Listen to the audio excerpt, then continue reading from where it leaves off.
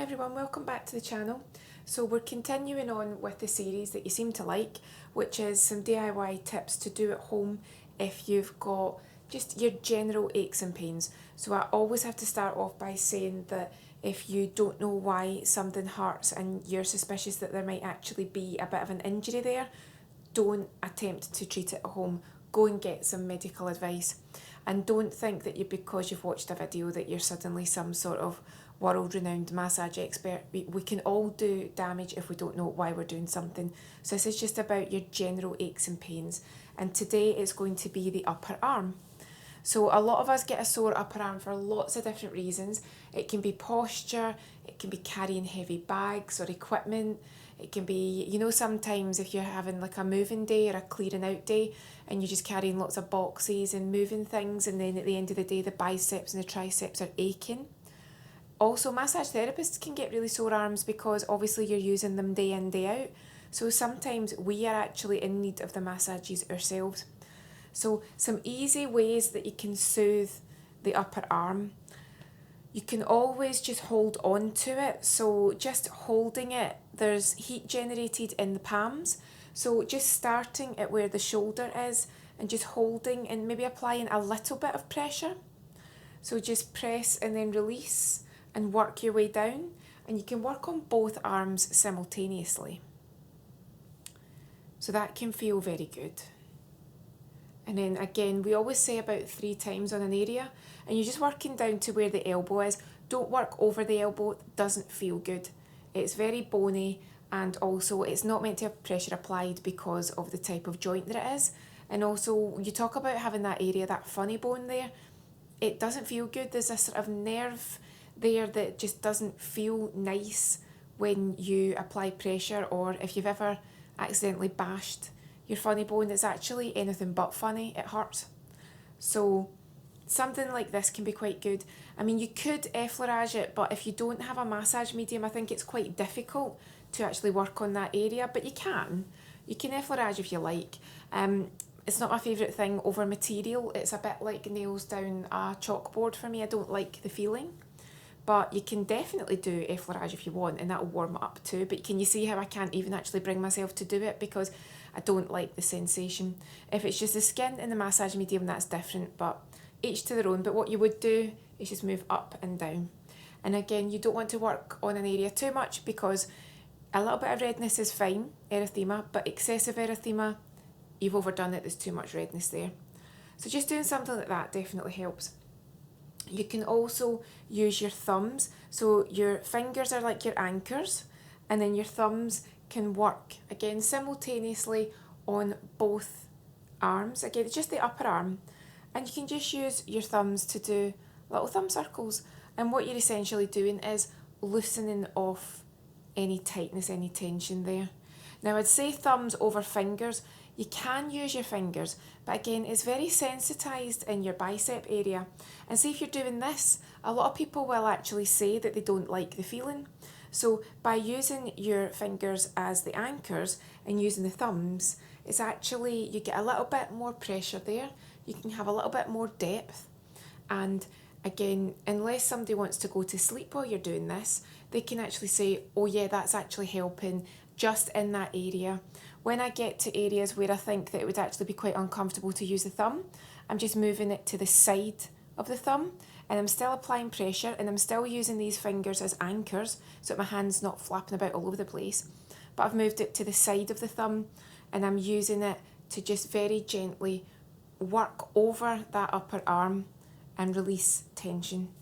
Now, we're only going to do the outside of the upper arm for this little demo. Obviously, you've got the inside as well, but there's different things you can do for that, so maybe we can do that another day if you want to leave me some comments and let me know. So that's another thing we can do, and again, just take it from the shoulder to the elbow. Don't worry about anywhere where you think there's bone, just leave it. Another thing you can do is actually a continuation of that. You're using the base of the palm, again, anchoring with your fingers, and then what you're doing is almost like a kneading movement. So you're kneading with the base of the palm of the hand, just where your thumb is here. I always get this wrong. Thenar emeris. You know what I mean? I find that one, I have to read it before I say it. But it's basically the muscle at the base of your thumb. But there's a few anatomy terms that I literally have to have a read of it before I say it because I just can't get it to stick. Do you remember there's quite a few videos where I'll go to say the, now I've actually forgotten what it is it the occipital bone? But I think I kept saying orbital, but I meant occipital.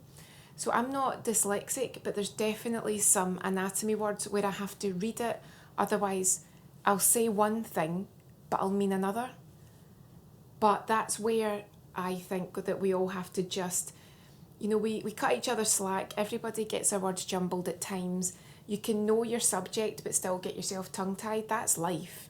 So it always cracks me up when someone's super angry. I'm an expert, I'm right all the time. And you're like, well, I like to think I know my stuff, but sometimes I go to say the word and I'm like, what is it again? And I can visualise it, but I can't actually. So I don't know if I would call myself an expert who sometimes forgets the word that they're looking for, but I prefer it to be that way because then you're just being honest and you're being real. So please tell me in your job that sometimes you forget what the word is that you're looking for. You know it, you just can't remember it.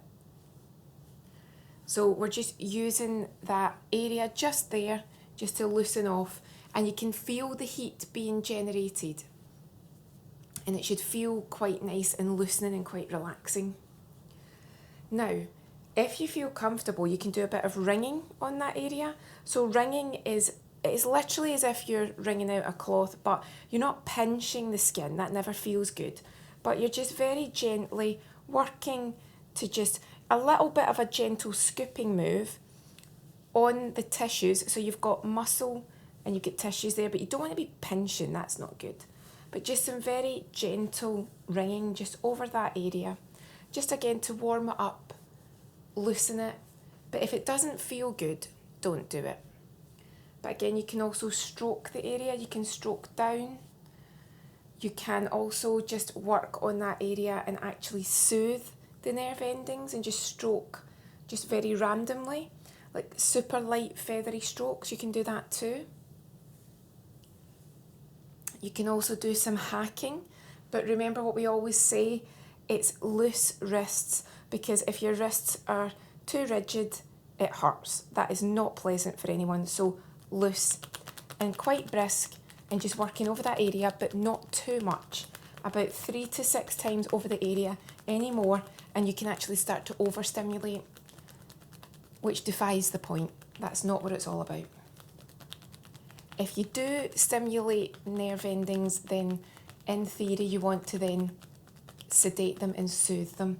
So once you've done this, you could then go back to either effleurage, or you could just again very gently press and release. But if you did your effleurage, you'd be down and up again. You're always working towards lymph nodes as well. We've got some videos on the channel.